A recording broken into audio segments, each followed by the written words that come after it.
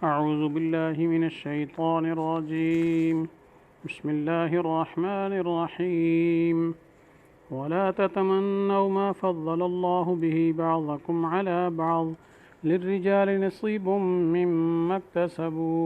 وللنساء نصيب مما اكتسبن واسألوا الله من فضله إن الله كان بكل شيء عليما. وَلِكُلٍّ جَعَلْنَا مَوَالِيَ مِمَّا تَرَكَ الْوَالِدَانِ وَالْأَقْرَبُونَ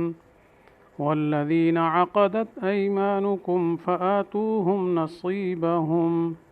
إِنَّ اللَّهَ كَانَ عَلَى كُلِّ شَيْءٍ شَهِيدًا. صدق اللہ العظیم. ترجمہ: اور تم کسی ایسے امر کی تمنا مت کیا کرو جس میں اللہ تعالیٰ نے بعضوں کو بعضوں پر فوقیت بخشی ہے. مردوں کے لیے ان کے اعمال کا حصہ ثابت ہے اور عورتوں کے لیے ان کے اعمال کا حصہ ثابت ہے، اور اللہ تعالیٰ سے اس کے فضل کی درخواست کیا کرو. بلا شبہ اللہ تعالیٰ ہر چیز کو خوب جانتے ہیں. اور ہر ایسے مال کے لیے جس کو والدین اور رشتہ دار لوگ چھوڑ جائیں ہم نے وارث مقرر کر دیے ہیں، اور جن لوگوں سے تمہارے عہد بندھے ہوئے ہیں ان کو ان کا حصہ دے دو. بے شک اللہ تعالیٰ ہر چیز پر مطلع ہیں. تو یہ آیات 2 پڑھی گئی ہیں، اور اس میں اصل تو دوسروں کی خوبیاں اور دوسرے کی اچھی حالت کو دیکھ کر اس کی تمنا سے روکا جا رہا ہے. اصل میں ان آیات کا شان نزول جو ہے وہ ذہن میں ہو تو آسانی رہے. تو ازواج مطہرات میں سے ایک بار حضرت ام سلمہ رضی اللہ تعالیٰ عنہ نے حضور صلی اللہ علیہ وسلم سے بطور اظہار تمنا عرض کیا کہ کاش ہم مرد ہوتے تو ہمیں بھی مردوں کی طرح دگنا حصہ ملتا، اور دوسرے احکام میں بھی ان کے دوش بدوش ہوتے کہ فلاں فلاں فرق ہم میں اور مردوں میں ہیں. ایک روایت تو شان نزول کی یہ بیان کی جاتی ہے، اور بعضوں نے شان نزول کا سبب ایک اور روایت بیان کی ہے کہ ایک صحابیہ نے حضور صلی اللہ علیہ وسلم سے عرض کیا، یا رسول اللہ، مرد کو میراث میں دگنا حصہ ملتا ہے اور عورت کی شہادت بھی مرد سے آدھی ہے، تو کیا اس طرح اور عبادات اور اعمال میں ہم کو ثواب بھی نصف ہی ملے گا؟ تو اس پر یہ آیات نازل ہو گئیں جس میں دونوں باتوں کا جواب ہے. تو حضرت ام سلمہ کے قول کا جواب بھی ہے اور اس صحابیہ کے سوال کا بھی جواب ہے. تو چنانچہ اللہ تعالیٰ نے فرمایا لا تتمنوا ما فضل اللہ به بعضکم علی بعض،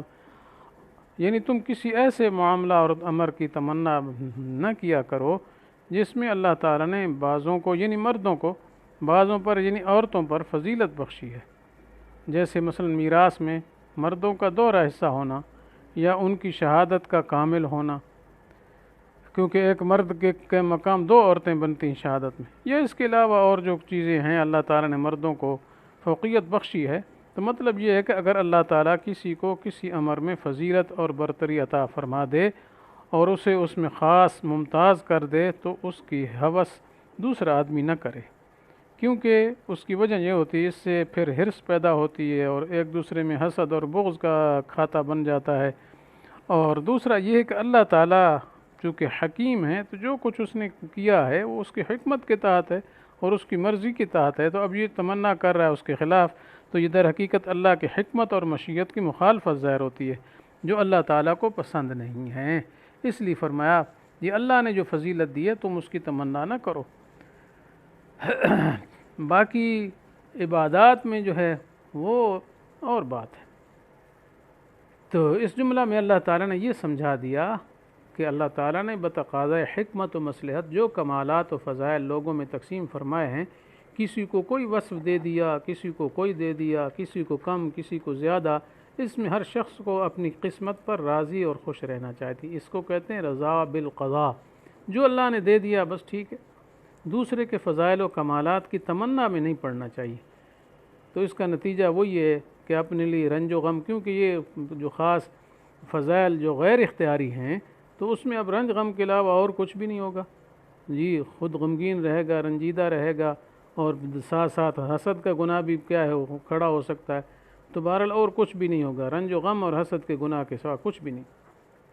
تو بہرحال جس کو اللہ تعالیٰ نے مرد بنا دیا وہ اس پر شکر ادا کرے، جس کو عورت بنا دیا وہ اس پر راضی رہے، اور سمجھے کہ اگر میں مرد ہو جاتی تو شاید مردوں کی ذمہ داریوں کو پورا نہ کر سکتی اور گناہ گار ہو جاتی۔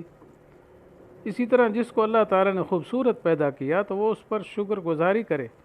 کہ اس کو یہ نعمت ملی ہے، اور جو بدصورت ہے وہ بھی غمگین نہ ہو اور رنجیدہ نہ ہو، اور یہ سمجھے کہ میرے لیے اسی میں خیر مقدر ہوگی، اگر مجھے حسن و جمال ملتا تو شاید کسی فتنہ میں یا خرابی میں مبتلا ہو جاتا۔ تو اس طرح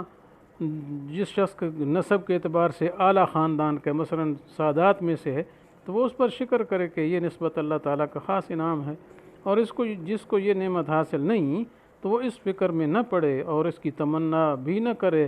کہ کاش میں بھی سید ہوتا، میں بھی فلانا ہوتا۔ کیوں؟ یہ چیز غیر اختیاری ہے،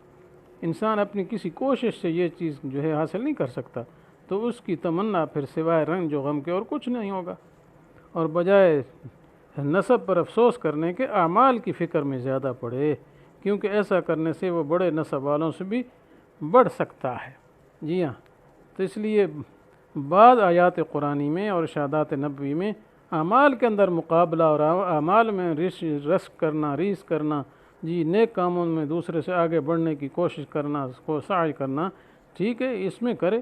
اور دوسرے کے فضائل و کمالات دیکھ کر ان کی تحصیل کے لیے سعی و عمل اور جہد کی ترغیب آئی ہے، یعنی علمی کمالات، اخلاقی کمالات یہ اختیاری ہیں، اس میں آگے بڑھے، کوشش کرے، باقی جو غیر اختیاری چیزیں ہیں اللہ نے فضیلت دی ہے اس میں نہیں۔ تو اس وجہ سے یہ کر سکتا ہے، جد و جہد کرے تو یہ اچھی بات ہے۔ فی ذالک فلیتنافس المتنافسون جیسے آتا ہے، یعنی کچھ اعمال صالحہ وغیرہ مردوں نے کسب و عمل کے ذریعے حاصل کیا تو ان کو ان کا اجر و ثواب ملے گا، للرجال نصیب مما اکتسبوا، جو بھی نیک کام کریں گے۔ اس طرح جو عورتوں نے جو اپنے عمل اور کوشش سے نیک اعمال کیے، اچھے اعمال کیے، ان کو ان کا اجر و ثواب ملے گا۔ مطلب یہ ہے کہ اس میں خواہ مرد ہو یا عورت، ہر ایک کو اس کے عمل کا پورا بدلہ اور اس کا ثواب پورا آخرت میں ملے گا۔ تو مراد یہ کہ جس عورت نے یہ سوال کیا تھا نا کہ عبادات میں ہمارا آدھا حصہ ہے، تو فرمایا نہیں، عبادات میں ہمارا حصہ آدھا نہیں ہے جی، بلکہ پورا ہی تمہیں ملے گا جی، بلکہ فرمایا وَاسْأَلُوا اللَّهَ مِنْ فَضْلِهِ، اللہ تعالیٰ سے فضل مانگتے رہا کرو، اللہ تعالیٰ کو ہر چیز کا علم ہے، وہ تمہارے خلوص کے مطابق تمہیں پورا ثواب دے دیا کرے گا۔ اس کے بعد اگلی آیت ہے وَلِكُلٍّ جَعَلْنَا مَوَالِيَ مِمَّا تَرَكَ الْوَالِدَانِ وَالْأَقْرَبُونَ، جی تو فرمایا ہر مال کے لیے جی ہم نے کیا ہے وارث مقرر کیے ہیں، جو ان کے مورث یعنی ماں باپ چھوڑ جاتے ہیں یا قریبی رشتہ دار چھوڑ جاتے ہیں، تو جو حصے ہم نے مقرر کر دیے ہیں بس اسی پر راضی رہنا چاہیے، ٹھیک ہے، کیونکہ بعض عورتوں نے یہ تمنا کی تھی کہ ہمارا حصہ بھی مرد کی طرح پورا ہوتا، جی جیسے ان کو ڈبل ملتا ہے ہمیں بھی اسی طرح ملتا، ٹھیک ہے۔ تو اس میں یہ اللہ تعالیٰ نے فرما دیا کہ ہم نے جو حصے مقرر کر دیے ہیں بس اسی پر راضی رہو جی، اور اللہ تعالیٰ نے اپنے علم و حکمت کے مطابق مقرر کیا ہے، جیسے پیچھے آ چکا ہے، گزر چکا ہے آیات میراث کے اندر، اس میں کوئی تبدیلی نہیں ہو سکتی، اور اس طرح تبدیلی کی تمنا اور خواہش بھی نہیں کرنا چاہیے، کیونکہ اللہ تعالیٰ کی حکمت جو ہے اس کے مطابق اور اللہ کے علم کے مطابق وہ جو پوری انسانی مسالے کو اللہ نے ملحوظ رکھا ہوا ہے اس کے مطابق حصے مقرر کیے گئے ہیں، اس لیے کسی کو ایسی تمنا نہیں کرنی چاہیے کہ اللہ کا قانون یوں کا یوں ہوتا، بلکہ اللہ نے جو قوانین بنا دیے اس کو بدل و جہاں قبول کرے اور اس پر راضی اور خوش رہے۔ آگے فرمایا وَالَّذِينَ عَقَدَتْ أَيْمَانُكُمْ فَآتُوهُمْ نَصِيبَهُمْ، تو مطلب اس کا یہ ہے کہ یہ جو عہد و پیمان ہوا تھا ان کا حصہ دینا اس میں ذکر کیا گیا۔ اصل میں آپ صلی اللہ علیہ وسلم نے ابتدا میں مسلمانوں میں مواخات قائم کی تھی مدینہ منورہ میں، اور دو صحابہ کو آپس میں بھائی بنا دیا تھا، تو اس زمانے میں اگر ایک بھائی مرتا تو دوسرے حصے کو بھی مال کا حصہ ملتا تھا جی، تو وہ گویا ایک دوسرے کے ساتھ معاہدہ ہوا تھا جی، اور مواخات قائم کی گئی تھی، بھائی چارہ قائم کیا گیا تھا، ایک مہاجر اور ایک انصاری کو آپ صلی اللہ علیہ وسلم نے ملا دیا تھا، اس وقت وراثت بھی ہوتی تھی، لیکن جب بعد میں دوسرا حکم آ گیا وراثت کے متعلق جی تو اب وہ حکم منسوخ ہو گیا جی، تو یہ فرمایا کہ ان کو حصہ دے دو تو اس کے مطابق ہے، لیکن یہاں فآتوہم نصیبہم یعنی جزئی طور پر منسوخ ہے، مالی طور پر تو ان کو حصہ نہیں ملے گا، البتہ دوسری چیزیں ان کے ساتھ حسن سلوک کرنا جی، اور مناسب یہ ہے کہ جو آدمی مر رہا ہے جی، اب ظاہر بات ہے وراثت میں تو حق منسوخ ہو گیا ہے، تو ان کے لیے کوئی وصیت کر دے کہ بھائی یہ اکٹھے گزارا ہے وقت، بھائی منہ بولے بھائی بنے تھے، آپ صلی اللہ علیہ وسلم نے بنا دیا تھا، تو چلو کچھ نہ کچھ ان کے لیے کیا ہے وصیت کر جائے کہ میرے مال میں سے اتنا حصہ، تو وصیت تو کر جائے تو پھر تو اس کو مل جائے، وہ وراثت نہیں ہوگی، وصیت میں سے مل جائے گا، تو یہ بہرحال مناسب ہے کہ وصیت کر لے۔